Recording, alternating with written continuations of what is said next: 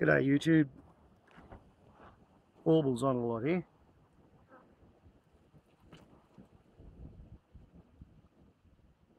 Those of you who've been paying attention to my channel will be aware that I've spent the past couple of months preparing for a really bad fire season. Up here in the regrowth forest on the endangered species sanctuary on top of the ridge. And there are a couple of things one can do about it. On the one hand, one can remove as much of the fuel burden as possible. And yes, well, one has been doing a fair bit of that. Another thing one can do is organise water and fire pump and hoses and a sprinkler. Done a fair bit of that too. When setting out to purchase fire hoses, question comes up, how much do you want to pay? How much is the fire hose worth? What's it going to cost if you haven't got one? What's it going to cost if you've got one and it's no bloody good?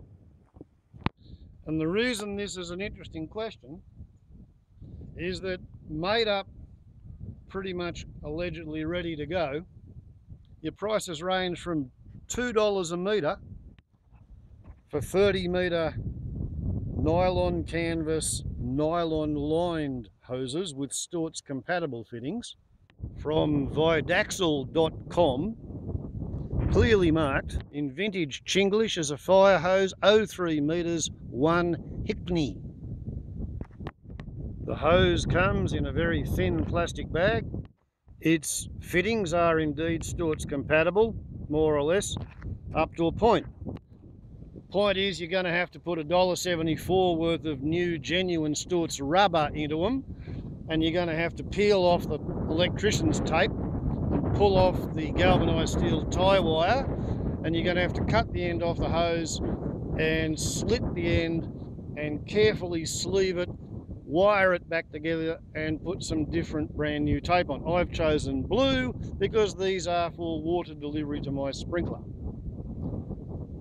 If you do all that, okay, what you've got is a 30 metre hose for $2 per metre, and you've got to add $1.74 at each end for the rubbers, so yeah, $3.50.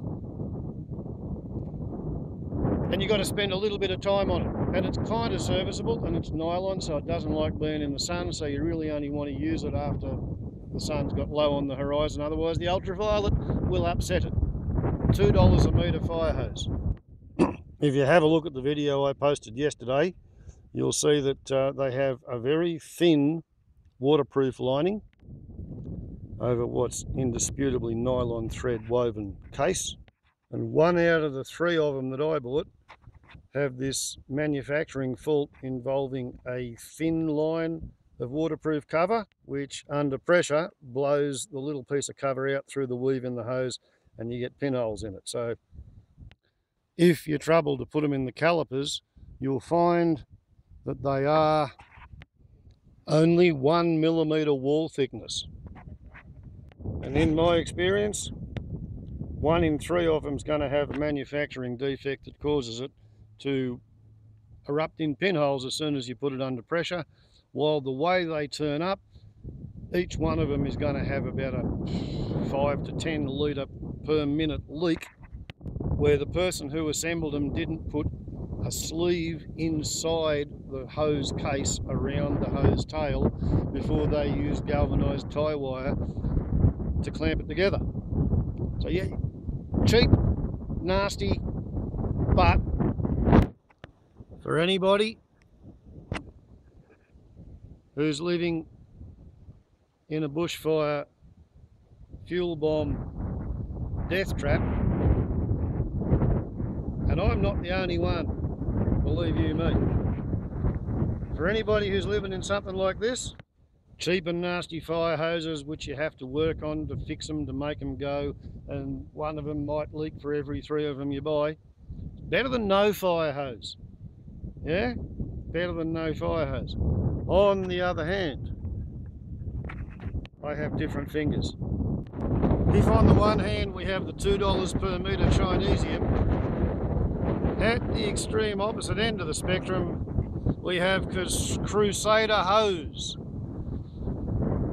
We manufacture in Australia the world's best Layflat hose. That's a big claim. Let's just hope it doesn't collapse under examination. Like they collapsed the box down to half size in order to ship 3 hoses to this Fruit Loop up on the Endangered Species Sanctuary. And that's what it looks like inside the box of the cheapest proper fire hoses I could lay my hands on. One 20-metre roll of 25mm Crusader Sabre fire hose at their usual price of $5.35 a metre. So that's a $100 note.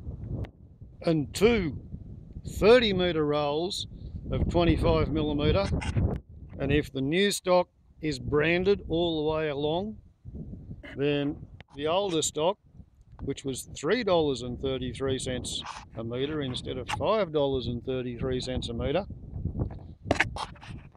it's only branded Crusader Sabre, doesn't say 25mm, and it's branded only at the ends.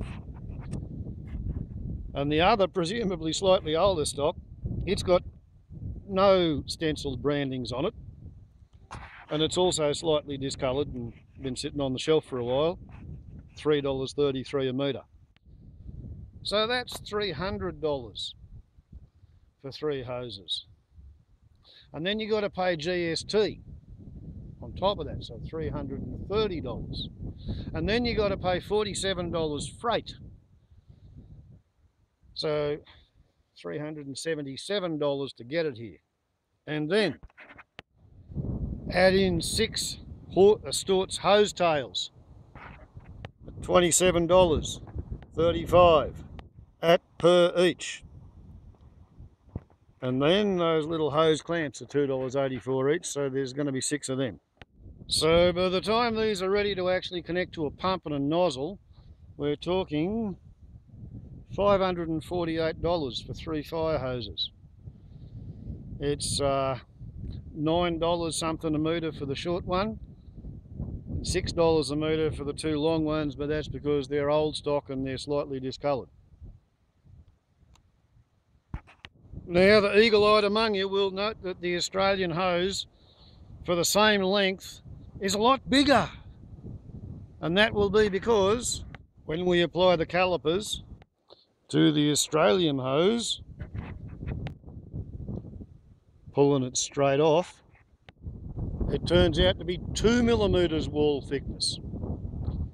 So that probably explains for the discrepancy in size. Answer to the question of how much money did I save by putting the fittings on myself? Answer is about $1 a metre. By the time you pay the goods and services tax on all of it, and the freight for the hose to come up from Sydney, this is costing about $9 per metre for a 20-metre hose. And if I bought it from the manufacturers, Crusader hose in Croydon, Sydney, New South Wales, Australia, that would have been $10.30, I think, per metre. Well, at least $10 a metre. Now, those of you who've been paying attention to this saga will be aware that I was not expecting these hoses to be nylon. I was not expecting these new hoses to have liners. I was expecting cotton canvas percolating hoses, which work by the idea of the cotton canvas becoming wet and saturated and swelling.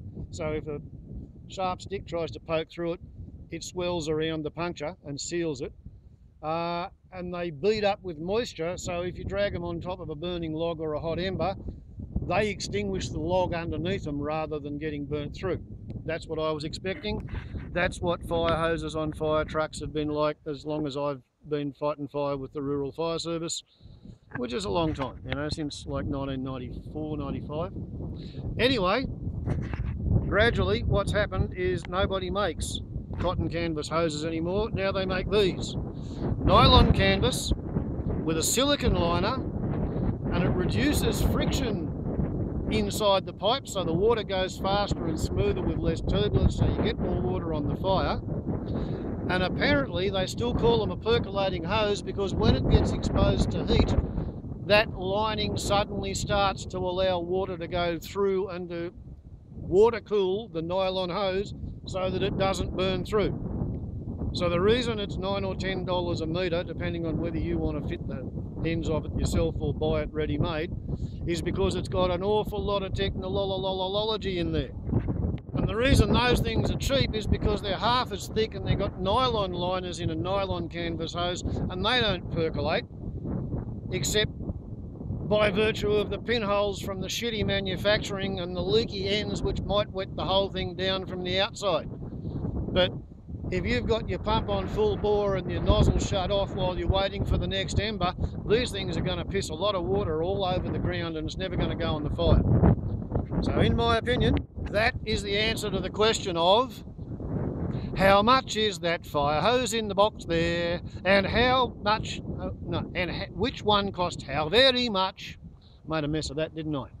How much is the fire hose in the box there, and which one costs how very much, and why is it so? And are we being ripped off?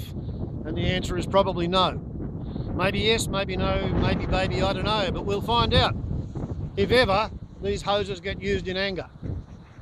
The theory is the cheapies are going to run the hoop-de-doo, all bells ringing and whistles whistling, industrial irrigation sprinkler. And that'll keep this place so wet that it probably won't burn. And of course, what's going on now is we're just about to get rained on, I think, which will make the grass grow greener, and it lands atop of the 3.6 millimetres which arrived between midnight and 2 AM last night. And there we go. The first drops are starting to arrive. Turns out that spending a lot of money on fire hoses is a really good rain dance. I think I just pushed through $4,500 for the year with yesterday's handing over the cash for these new hoses. Anyway, that's what's happening. I was intending to continue the video to show the actual fitting of the Stewart's hose tails to the new hose, but that's an outdoor job and it requires that it not be raining during the process. So therefore, thus and because, I'll get on with that and I'll probably show you the hoses after they're finished. If you want to see what I'm going to do to them, look at the video I made about these Chinesiums, because it's going to be exactly the same, only we're going to have hose clamps over the top of a slit sleeve to just take up the difference between the hose tail and the hose case. And now I have to move this stuff undercover. Warbles on a lot to YouTube as the thunder commences. Ciao!